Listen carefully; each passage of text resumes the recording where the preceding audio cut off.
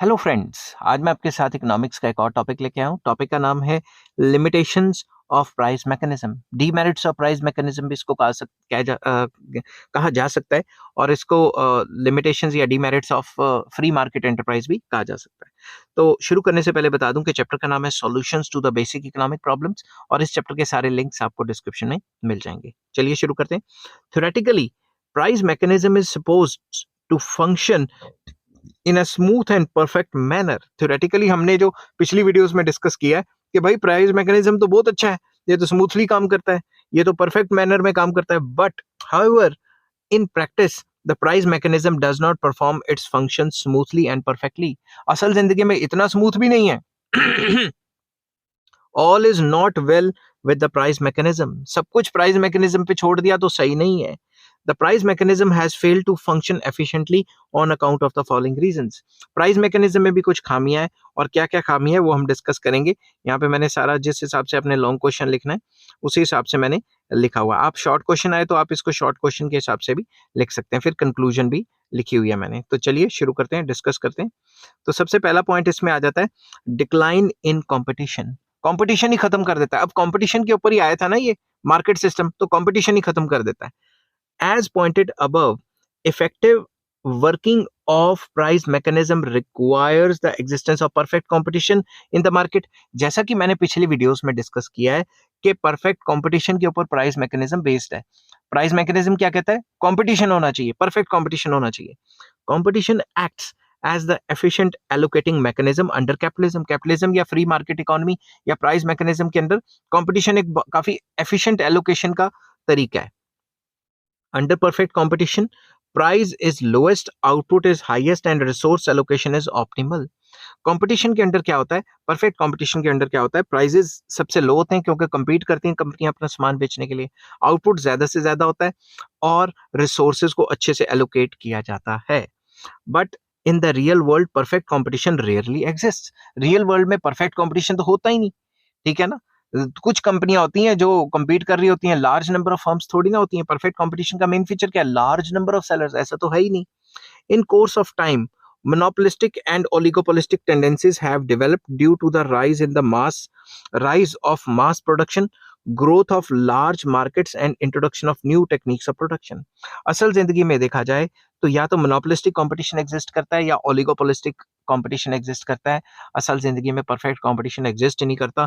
तो जब perfect competition exist ही नहीं करता तो ये जो बड़ी बड़ी मार्केट्स हैं ये सारी की सारी फ्यू सेलर्स के कंट्रोल में है, तो जो कि होमोजीनियस प्रोडक्ट भी नहीं बना रहे, हेटेरोजीनियस मतलब अलग अलग क्वालिटी का प्रोडक्ट बना रहे हैं, तो ये परफेक्ट कंपटीशन की तो कंडीशन सेटिस्फाई होती ही नहीं। Monopolist elements lead to higher prices, lower output and misallocation of resources. क्योंकि परफेक्ट कंपटीशन है ही नहीं, तो जब परफेक्ट कंपटीशन ही नहीं है तो जो मोनोपोलिस्ट रह जाते हैं वो क्या करते हैं? प्राइजेस भी हाई चार्ज करते हैं, आउटपुट भी कम बनाते हैं एंड एलोकेशन ऑफ रिसोर्सेज भी अच्छे तरीके से नहीं करते। तो सोसाइटी के जो रिसोर्सेज हैं उसको अच्छे से एलोकेट भी नहीं किया जाता। Number 2, consumers sovereignty a myth. Consumer को फ्रीडम है, कंज्यूमर को किंग बनाया हुआ है, ये भी एक दिखावा है। किस तरीके से? Price mechanism gives a dominant role to the consumers. Price mechanism जो कंज्यूमर्स हैं उसको डोमिनेंट रोल देती है, ये तो सबको पता है। Desires of consumers determine which commodities shall be produced. जो कंज्यूमर्स हैं वो डिसाइड करते हैं, उन्हीं के डिजायर के हिसाब से जो गुड्स एंड सर्विसेज है वो बनाए जाते हैं। Hence consumers are said to be sovereign और king in a free market economy. तो जो भी कंज्यूमर डिमांड करेंगे उसी को बनाया जाएगा, तो कंज्यूमर्स को किंग माना जाता है। But in practice consumer sovereignty has turned out to be a myth. असल जिंदगी में देखा जाए तो कंज्यूमर सॉवरेनिटी सिर्फ बेवकूफ बनाने के लिए कहते हैं। समझ गए बात? किस तरीके से बेवकूफ बनाने के लिए कहते हैं? Today big businesses are able to influence and manipulate the wants of the consumers through huge expenditure on advertisements, propaganda and salesmanship. आजकल के जमाने में क्या होता है? ये जो बड़ी बड़ी कंपनियां हैं ये कंज्यूमर्स की डिमांड को, वांट्स को मैनिपुलेट करने के लिए बहुत ज्यादा एडवर्टाइजमेंट मशहूरियां करती है, एडवर्टाइजमेंट करती है, प्रोपेगेंडा करती है, ताकि कंज्यूमर्स को ज्यादा से ज्यादा सामान खरीदवाया जा सके। तो कंज्यूमर्स की जो डिमांड है वो फ्री तो है ही नहीं, कंज्यूमर्स की डिमांड को भी इन्फ्लुएंस कर लिया जाता है। दस while the goods are still produced to satisfy wants of the consumers, these wants are themselves influenced by the producers। Consumer बनाए जाते हैं मतलब गुड्स बनाए जाते हैं कंज्यूमर्स की डिमांड को सेटिस्फाई करने के लिए, और कंज्यूमर्स की डिमांड को इन्फ्लुएंस कौन कर लेते हैं? प्रोड्यूसर्स। एडवर्टाइजमेंट दिखा दिखा के कि भाई इस फोन में ये फीचर है, इस कार में ये फीचर है, ले लो ले लो ले लो, उनको इन्फ्लुएंस करके प्रेशराइज करके दिलवा देते हैं। समझ की बात? तो कंज्यूमर की फ्रीडम कहाँ गई? नेक्स्ट आ जाता है individual may not be the best जज। इसमें ये कहा जाता है कि हर एक इंडिविजुअल अपने आप का बेस्ट जज है, और वो जो भी डिसीजन लेता है वो एफिशिएंसी से लेता है। Price mechanism presumes that each individual is the best जज of his own interest, but in practice his choices and decisions may not be best for him. असल जिंदगी में जो कंपटीशन या फिर ये जो लेजर फेयर है या फिर प्राइस मैकेनिज्म है, ये एज्यूम करके चलता है कि जो भी कंज्यूमर है, इंडिविजुअल है या प्रोड्यूसर है, जो भी है, वो अपने डिसीजंस को अच्छी तरीके से एफिशिएंटली लेगा। बट असल जिंदगी में आपको पता है कि जो उसके चॉइसेस होते हैं और डिसीजंस होते हैं, वो सिर्फ रैशनल या इकोनॉमिक मकसद से नहीं होते, अदर मकसद से भी होते हैं। क्या पता वो रैशनली काम ही ना करे, क्या पता वो बेवकूफ हो, क्या पता वो सोशल इंटरेस्ट में काम कर ले, ठीक है ना? As a consumer, his choices are influenced by impulses, prejudice, ignorance, and sales promotion measures, etc. etc. As a consumer हमारी जो चॉइसेस हैं वो उस पर थोड़ी ना डिपेंड करते हैं कि हमारे को जो यूटिलिटी दे रही है चीज वो खरीदें। कभी कभी हम जो एडवर्टाइजमेंट के इन्फ्लुएंस में आ जाते हैं, कभी कभी हम अपने जो है फैमिली के प्रेशर में आके वो चीज ले लेते हैं, या कभी कभी हमें इग्नोरेंस होती है, नॉलेज ही नहीं होती, फिर भी वो चीज ले लेते हैं। समझ के बात? तो ऐसा कहना कि भाई कंज्यूमर को सब कुछ पता है या प्रोड्यूसर को सब कुछ पता है, ऐसा भी सही नहीं है। नेक्स्ट आ जाता है social welfare may not B maximised. अब यहाँ तो वेलफेयर की बात तो हो ही नहीं ना रही, यहाँ तो प्रॉफिट की बात हो रही है। Price mechanism does not necessarily lead to maximization of economic and social welfare. ये तो सबको पता है, इससे economic and social welfare may be possible, may not be possible, जरूरी नहीं है कि होगी। क्यों? In a free enterprise economy, production is done in accordance with the people's ability to pay rather than their needs and desires. जो free market enterprises हैं, उनके अंदर प्राइस मैकेनिज्म के अंदर वही गुड्स बनाए जाते हैं जो लोग खरीदने की एबिलिटी रखते हैं। गरीबों के लिए सामान तो बनाया नहीं जाता, अमीरों के लिए बनाया जाता है। With the type of income inequalities that we have in such economies, the rich people have more purchasing power, अमीरों की परचेजिंग पावर ज्यादा है। There is more production of those goods which are consumed by them in a view of their higher ability to pay. जब अमीर उस चीज को पे कर सकते हैं तो अमीरों की एबिलिटी टू पे के हिसाब से वो चीज बनाई जाती है। अमीरों के गुड्स एंड सर्विसेज बनाए जाते हैं और गरीबों के कम बनाए जाते हैं या नहीं बनाए जाते। Therefore more of luxuries are produced for rich people who have the ability to pay for such goods. The necessities which are consumed more by the masses are not produced in adequate amount because of their lower ability to pay. तो गरीबों के पास पैसे नहीं है तो उनके लिए सामान ही नहीं बनाया जाएगा। समझ की बात? Hence, resources are misdirected towards the production of luxuries rather than necessities. तो resources को luxuries के लिए इस्तेमाल कर लिया जाता है और necessities के लिए इस्तेमाल नहीं किया जाता या कम किया जाता है, जिसकी वजह से necessities की सप्लाई कम हो जाती है और वो भी महंगी हो जाती हैं, तो गरीब और गरीब हो जाता है। नेक्स्ट आ जाता है inequalities in the distribution of income and wealth. वही बात जो मैंने बोली कि गरीब गरीब होता रहता है और अमीर अमीर होता रहता है। Free operation of price mechanism leads to inequalities in the distribution of income and wealth. Free market enterprises की वजह से जो इनइक्वालिटीज हैं इनकम डिस्ट्रीब्यूशन में और वेल्थ में, वो काफी ज्यादा हो जाती हैं। People who are able, talented, more efficient, more lucky, and those who have more opportunities and who have more opportunities and enjoy larger monopolistic power can accumulate more wealth. वो लोग जो टैलेंटेड हैं या अमीर हैं या एबल हैं या पहले से पैसा लेके काफी ज्यादा बैठे हुए हैं, वो और ज्यादा अमीर होते रहते हैं और बाकी लोग गरीब होते रहते हैं। These inequalities of wealth grow over time because of the right of inheritances. ये जो गरीबी है ये और ज्यादा वाइडनिंग होती मतलब जो इनइक्वालिटीज हैं ये और ज्यादा होती रहती है, क्योंकि प्रॉपर्टी के जो राइट्स हैं, वो इनहेरिटेंसेस के जो राइट्स हैं, वो ये कहते हैं कि आप जितना कमाओगे आपके बच्चों को चला जाएगा, तो आपके बच्चे जो पैदा होते ही इतने अमीर हो जाएंगे और जो गरीब का बच्चा है वो पैदा होते ही गरीब रहेगा, तो वो अमीर रहेगा तो पैसे से और पैसा कमा लेगा। The concentration of wealth and property lead to large inequalities in income. इसकी वजह से इनइक्वालिटीज ऑफ इनकम काफी ज्यादा हो जाती हैं कॉन्सेंट्रेशन ऑफ वेल्थ की वजह से। These inequalities lead to distortion in the resource allocation, और इस inequalities की वजह से जो resources है उसको अच्छे से इस्तेमाल नहीं किया जाता। नेक्स्ट आ जाता है इकोनॉमिक इंस्टेबिलिटी। इकोनॉमिक इंस्टेबिलिटी आ जाती है, हर 2 मिनट में डिमांड सप्लाई चेंज, प्राइसेस ऊपर नीचे। समझ गए बात? A serious shortcoming of the working of price mechanism is that it tends to create economic instability. इसका सबसे मेन डिमेरिट ये है कि ये अनस्टेबल है, हर 2 मिनट में demand supply change. It leads to business और trade cycles, that is alternative periods of boom and depression. इससे अप्स एंड डाउन्स आते रहते हैं इकोनॉमी में. Booms and depressions both are bad for the economy. Economy एकदम boom period पे होगी तो भी अच्छा नहीं है, एकदम डिप्रेशन रिसेशन में चली जाएगी तो भी अच्छा नहीं है. A period of boom gives rise to the problem of inflation. जब भी बूम पीरियड आता है डिमांड काफी बढ़ जाती है जिसकी वजह से इन्फ्लेशन आ जाती है, which has harmful effects on the people with fixed income. Fixed income वाले लोगों के लिए महंगाई होना तो बहुत मतलब काम खराब है ना. Similarly depression causes huge unemployment and untold human miseries. तो डिप्रेशन आ जाता है तो उसकी वजह से अनएम्प्लॉयमेंट बहुत ज्यादा फैल जाती है, क्योंकि मार्केट में डिमांड नहीं होती तो प्रोड्यूसर प्रोड्यूस करना बंद कर देता है. उसके वजह से भी जो गरीब बंदा है वो और ज्यादा गरीब हो जाता है.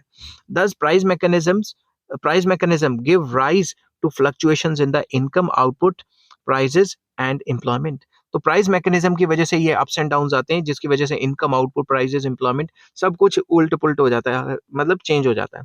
Price mechanism has no inherent way to solve such problems. Price mechanism के अंदर देखें तो ये सारी की सारी प्रॉब्लम्स आनी है, क्योंकि डिमांड सप्लाई अपने आप चेंज होनी है. तो ये इनहेरेंट है कि ये होगा ही होगा प्राइस मैकेनिज्म में.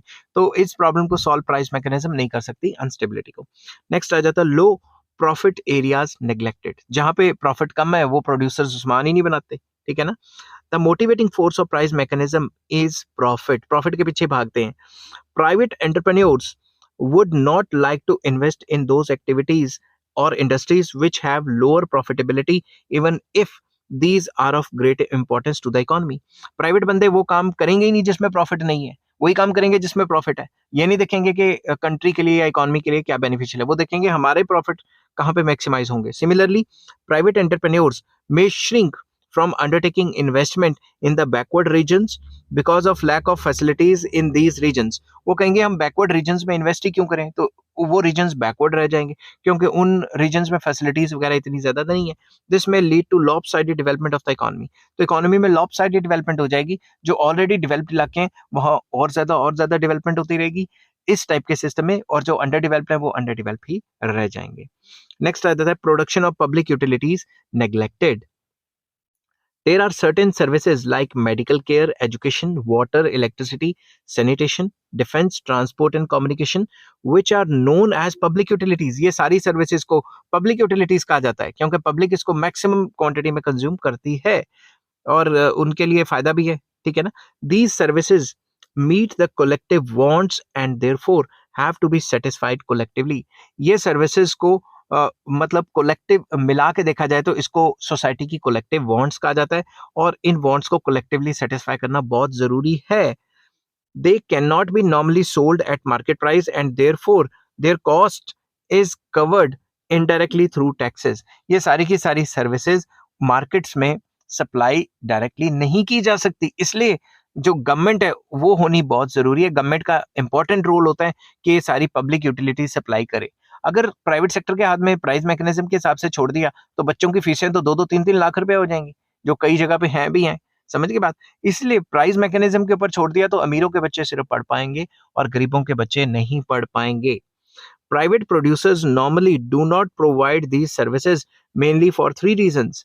ज्यादातर कैपिटलिस्टिक इकोनॉमी में वो ये काम करेंगे ही नहीं. क्यों? They require huge investment. इसमें ह्यूज इन्वेस्टमेंट चाहिए. रिटर्न्स जो है वो स्लो हैं. And these services are not in the nature of collective consumption.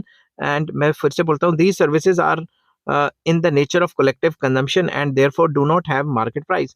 तो इन टाइप की जो सर्विसेज है उसमें मार्केट प्राइस इतना ज्यादा अच्छा नहीं होता. तो आपने ये कभी सोचा कि पानी की सप्लाई प्राइवेट बंदा क्यों नहीं कर रहा? क्योंकि इतना ज्यादा उसमें मार्जिन नहीं है. तो वही काम करेंगे ना जिसमें मार्जिन हाई है. और अगर किसी भी जगह पे एजुकेशन या मेडिकल फैसिलिटीज के लिए प्राइवेट सेक्टर की ओपनिंग कर दी है तो आपको पता है ना कितने हाई प्राइसेस चार्ज करते हैं एजुकेशन के लिए या मेडिकल फैसिलिटीज के लिए. अब conclusion to sum up, the free and unrestricted working of price mechanism has failed to achieve optimum allocation of resources, maximization of efficiency and social welfare.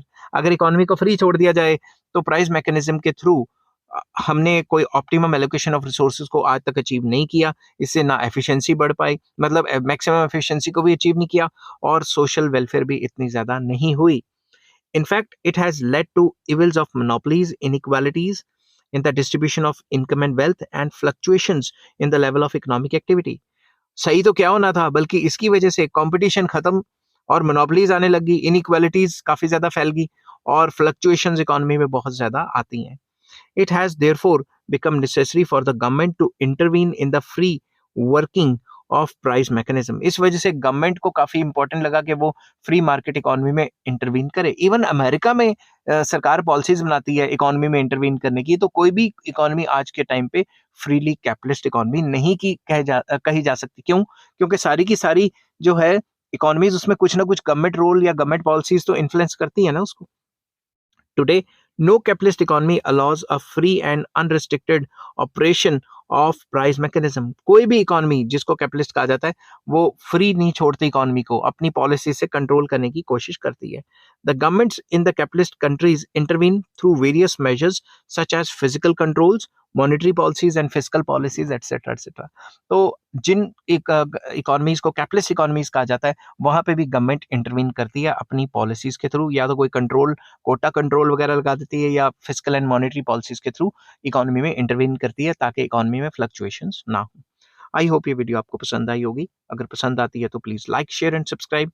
इस chapter के सारे लिंक्स आपको डिस्क्रिप्शन में मिल जाएंगे. और नेक्स्ट टॉपिक मैं लेके आऊंगा solutions to the basic problems under socialism. यहाँ तक तो मैंने बताया था कि कैपिटलिज्म में ये what to produce, how to produce, ये किस तरीके से सॉल्व होता है. नेक्स्ट सोशलिज्म में ये चीजें कैसे सॉल्व होती हैं. Take care, bye bye.